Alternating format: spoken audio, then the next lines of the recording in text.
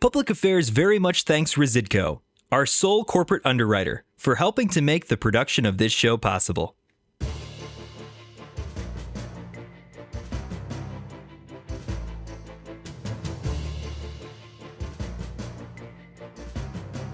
you optimistic going forward? Totally.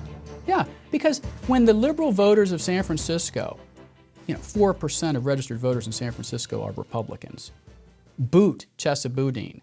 When the liberal voters of Baltimore City don't vote for Marilyn Mosby, when the liberal voters of St. Louis have had it up to here with Kim Gardner, when 770,000 people signed a recall petition for George Gascon in LA County, people are starting to wake up and smell the coffee. And they know that this is a failed social experiment that's not working, that's killing black and brown people by the tens of thousands, including the rapes and all the other horrible crimes that are happening. And so, do you think if Kim Foxx was a smashing success and a law and order prosecutor, that she would have been ushered off the stage by Tony Preckwinkle? Of course not. But crime is the Achilles heel of this movement, and crime is the Achilles heel of the Democratic Party, and they don't want a repeat of '68 when the convention comes here next year. And so they've had to delicately usher her off the stage. So this is an admission by silence that she's a failure. Here's the mentality of the Rogue Prosecutor movement. The defendants, the criminals, are the victims. The cops are the enemy, and actual victims of crime don't matter. The sad irony of this movement is that the real victims of this movement are black and brown men, especially in this city, and especially in New York, especially in Baltimore, because 80 to 90% of the homicide victims are black men who are killed by other black men who these rogue prosecutors refuse to hold accountable. The ingenious aspect of this movement, which started in 2015, is that they realize that there's 2,300 elected DAs around the country, that these are low visibility, low dollar races. You could essentially buy a DA for a very small fee, political donation. And so when the movement kicked off and they got Kim Foxx into office in 2016, and then she took office in 2017, the movement went nationwide.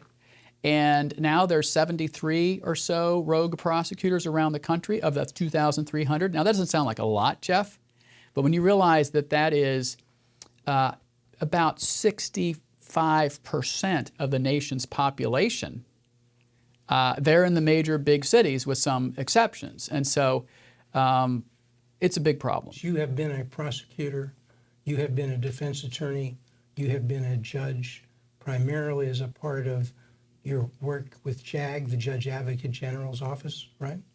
That's right. Yeah, I served on active duty in the Navy JAG Corps from 1992 to 2022.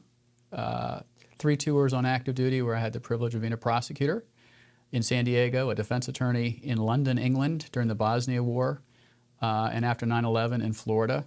But I also served as a prosecutor in San Diego when I got off active duty, where I did domestic violence and drug stuff. I was a prosecutor in Maryland, which is my home state. I was a homicide and violent crimes, sex crimes prosecutor there. And then I was privileged to be able to work in the U.S. Attorney's Office in D.C. Doing homicides and violent crimes. So I've made the rounds. So on October 26th, Cully, the big issue has been for 6-7 years, crime is out of control. Why is that, number one? What do we do about it? And does it have something to do about this recent book you've written on rogue prosecutors? So most people don't realize that the last crime tsunami we had in this country peaked in 1992-93. And your viewers will remember those days if they're old enough. It was horrible in places like Chicago, New York, you name it. But crime has been going down dramatically for 30 years across this country until about 2018, 2017, 2018. Of course, Kim Foxx was elected in 2016, but then took office in 2017. And what you see now, Jeff, is in cities with these Soros progressive, or what we call rogue prosecutors, crime has exploded for the reasons which we'll discuss, but crime hasn't gone up in the cities with real prosecutors. who are law and order, whether they're Democrat or Republican is irrelevant, whether they just enforce the law. And so, sadly, crime has gone up in places like Chicago and other cities with these Soros rogue prosecutors. What are the main ones, other than Chicago, that have these Soros prosecutors, especially the bigger cities? Yeah. So the 8 chapters we feature in our book, Rogue Prosecutors, How Radical Soros Lawyers Are Destroying America's Communities, are from West Coast to East Coast. Chesa Boudin in San Francisco, George Gascon in L.A., Kim Foxx here, she was the first one, Kim Gardner in St. Louis, Rachel Rollins in Boston, Alvin Bragg in New York City, Larry Krasner in Philadelphia, and Marilyn Mosby in Baltimore. Now, half of those people are now out of office, thank goodness. Real quick. Chesa Boudin in San Francisco, Kim Gardner, he got voted out in a special election. Kim Gardner resigned in disgrace. Rachel Rollins resigned in disgrace. Marilyn Mosby lost her primary. And of course, now we know Kim Foxx has said she's not going to run next year. So it could be 5 by this time next year. So there's an active resistance to the rogue prosecutors. Look, the ingenious aspect of this movement, which started in 2015, is that they realize that there's 2,300 elected DAs around the country, that these are low visibility, low dollar races. You could essentially buy a DA for a very small fee, political donation. And so when the movement kicked off and they got Kim Foxx into office in 2016, and then she took office in 2017, the movement went nationwide. And now there's 73 or so rogue prosecutors around the country of that 2,300. Now that doesn't sound like a lot, Jeff, but when you realize that that is about 65% of the nation's population, they're in the major big cities with some exceptions. And so it's a big problem. So you said there were like 75 prosecutors around the country. Is that right? 75 prosecutors. That the Soros team is focusing on. Yeah, and well, getting Soros prosecutors. And when I say focusing on, I mean they're literally buying and paying for them to be in office. It's not like you or I or any other citizen who donates $1,000 here or $1,000 there to the candidate of our choosing.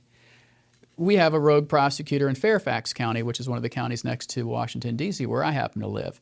That guy, a little minion in the big pool of rogue prosecutors, 72% of the money he raised came directly from a Soros political action committee. Kim Foxx, her first run for office, she was successful. They had over $1 million of Soros money. So in our book, in our second chapter, we trace the $40 million of direct spending by Soros and Soros PACs, and then the $1 billion with a B dollars of indirect spending through cutouts, et cetera.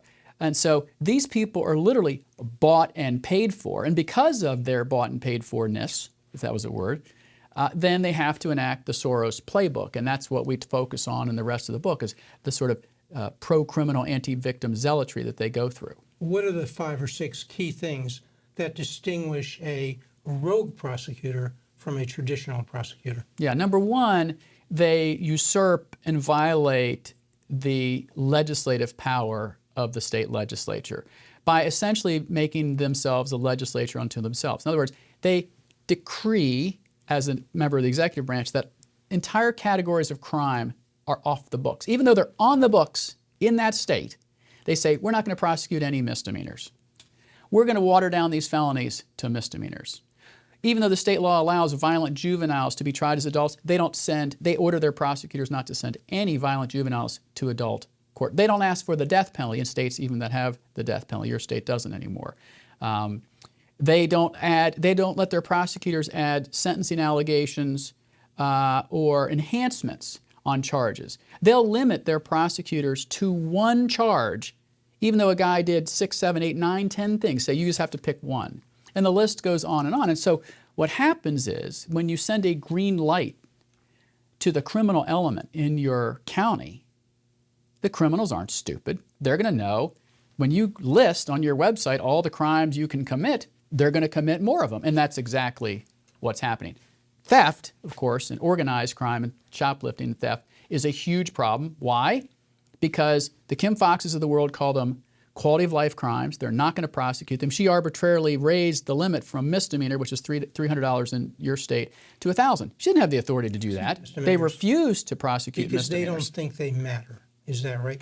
They don't think that hurts anybody. Look, and is that a sincere view, say, of Kim Foxx? Misdemeanors don't really hurt anybody, so why should we prosecute them? Is that that's right? what they say. Yeah. But you have to take a step back, all right? And when you take a step back and you say, why are they doing this? And in our first chapter in our book, we talk about the origins, playbook, and beliefs of this movement. And it goes back to the prison abolitionist movement. They think that all prisons should be abolished. Their hero is a woman named Angela Davis, who wrote a book, Are Prisons Obsolete? And so they think that the entire criminal justice systems around this country are racist. Of course, they're not. So that is the starting point. That's the starting point. So in a sense, if we've been talking for a while, but really the starting point for our discussion should be Angela Davis, prisons are obsolete. Are prisons obsolete? Question mark. That's her book. And the answer is yes. And every normal person is no. She thinks what prisons are an extension of the plantation system of slavery. That's right. She thinks that. Those are her words. Right. She talks about that. Patrice Cullors talks about that. Other radical Marxists who are anti-capitalist leaders in this movement believe that. ACLU thinks that 50% of the people in state prison should be let out of prison. The Brennan Center thinks 70% of people in state prisons should be let out of prison, even though we know that almost 70% of people in state prisons are there for violent crime, violent offenses, and they have on average 10 to 12 convictions under their belt before they even got into state prison. So that's the starting point. Yeah. Prisons are not obsolete. People are there for violent crimes. Right. But in your view, it's obvious, having read your book, that you think these violent crimes can be deterred, and they can be deterred by, and we're talking vicious in many cases, but even if it's not vicious, it's a substantial violent crime, and the way to deter it is to have a sufficient sentence in prison. Is that right? You don't have to take my word for it.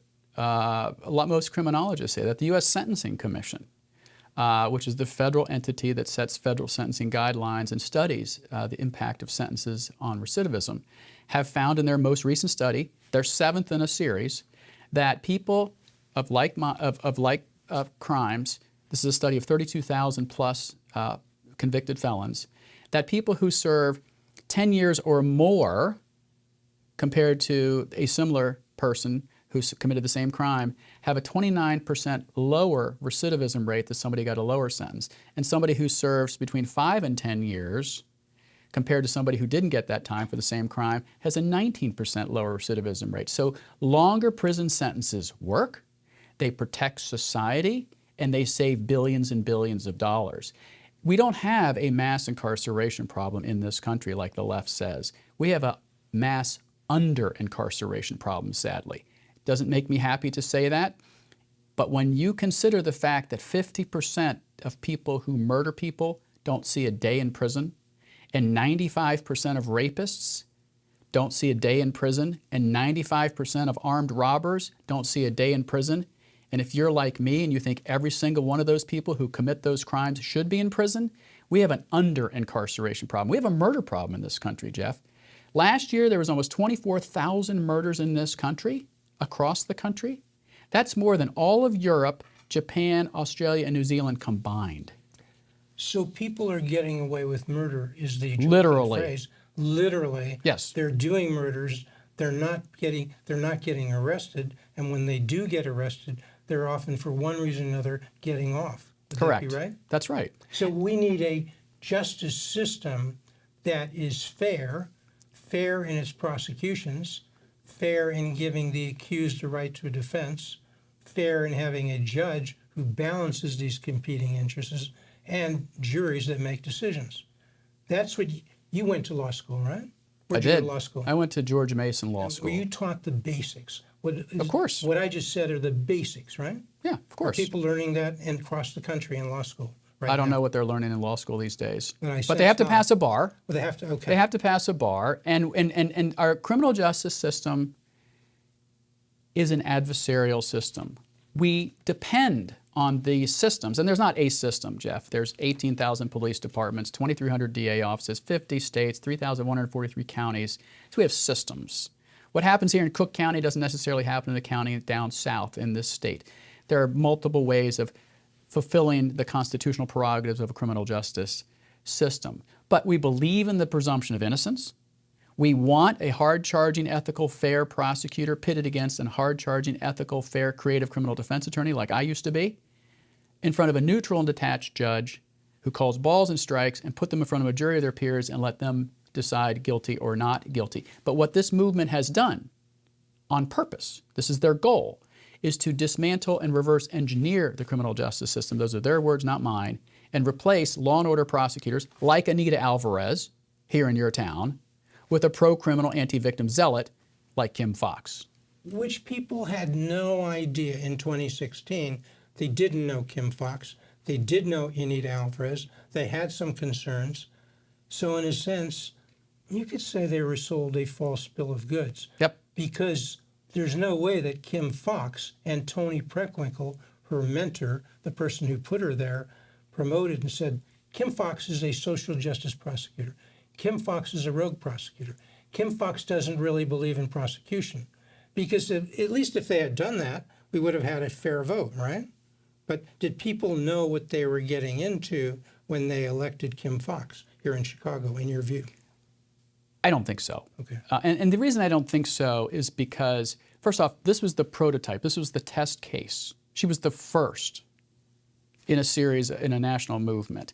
And so they talked about reimagining the criminal justice system and reforming the criminal justice system, which, by the way, has been reforming itself every year since we've had a criminal justice system in America. The reason crime rates went down for 30 years since its peak in 1992 is states passed laws holding serious violent offenders more accountable and sentencing them to long periods of time on the back end, the punishment side. But on the front end, those of us who are the real progressives had new ideas, worked in and founded drug courts and domestic violence courts and family justice centers and thousands of alternatives to incarceration so that people wouldn't enter the dark path to a violent criminal path. And so that's why crime rates went down. So this movement did not need to even begin. So that was the carrot. These other courts that took people who wanted to reform, who wanted to do it differently and get better and rehabilitate, gave them that option. Right. But for those who didn't, then there was the option of a significant sentence in prison for an appropriate sentence for a vicious, violent crime. And that's what's been removed in large cases. When we say probation, when a judge says 3 years probation, what does that mean? That means you get to go home. So really he could say, and it'd be more accurate, you're not doing any time. 3 years will keep an eye on you. Perhaps you'll give her, somebody will see you from week to week. Right. But you're not doing any time. Right. And I think a lot of people don't realize that. And when you have a chief judge, like you have in this county, who puts out a bogus study about how if you don't ask for cash bail, people won't go out and do more crimes and crime rates will go down, and then it was picked apart by the only peer-reviewed study and your local newspaper saying, actually, the exact opposite happened. Violent crime went up, and crime went up in general. He has no credibility. And he is the one in charge of the hundreds of other judges on the Superior Court, directing them of what they can and can't do in terms of setting bond. And so that chief judge is Tim Evans, right? That's right. He's been there for, 20 years? So, Pretty long time. He's over 80 now. And so if you're summarizing, just got to move on, you're summarizing, the problem in Cook County is the prosecutor who doesn't prosecute, who doesn't treat criminals as criminals but as victims, and foist this ideology that you went back to Angela Davis 50 years ago, which says prisons are obsolete. And that's the ideology that's being imposed on this system, the new system of criminal justice, in which people are not held accountable. They're not accountable for their crimes because society has mistreated them, going back to slavery, to other minorities not having appropriate opportunities. Some say, when they look at Kim Foxx, they say she's always trying to find an excuse for the crime. And that's really the job. You would know, because you've been a prosecutor, you've been a defense attorney, you've been a judge. Isn't that the role of the defense attorney, to find an excuse? I prosecuted more cases in a month than she prosecuted in her whole life. She prosecuted 2 actual trials when it finally came out what her real stats were. Look, she was a dupe. She was just a pawn for a big movement. Here's the mentality of the Rogue Prosecutor movement. The defendants, the criminals, are the victims. The cops are the enemy. And actual victims of crime don't matter. The sad irony of this movement is that the real victims of this movement are black and brown men, especially in this city, and especially in New York, especially in Baltimore, because 80 to 90% of the homicide victims are black men who are killed by other black men who these rogue prosecutors refuse to hold accountable. I think in Cook County, Chicago, 80% of the homicides victims are black. Correct. 15% are Hispanic. Some minorities are the overwhelming majority of the victims of crime. And yet people say, if you prosecute people for vicious, violent crimes, you're being a racist. But aren't you being a racist if you don't seek justice and seek the deterrence for the minorities who are the real victims of crime? The reason Lady Justice has a blindfold is obvious to people like you and me, and people in impacted communities. They don't care what the color of the perpetrator is.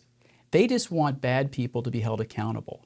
And the Kim Foxxes of the world, who never prosecuted a homicide, never rolled out on a homicide scene, probably hasn't talked to people in South Chicago or other places where homicides happen, like I have in D.C. and other places where I've worked on homicides and violent crimes. Because the people in those communities, you know what they say, Jeff? We want more police. Right. We want police who look like us, police we can trust. We want more police in our community, not fewer. And it's only the elites who think they know what the people in impacted communities really want, when in fact they don't want that. All right, we got to go, but Charles Cully Stimson, you come back, and you come back next week and every week to Public Affairs.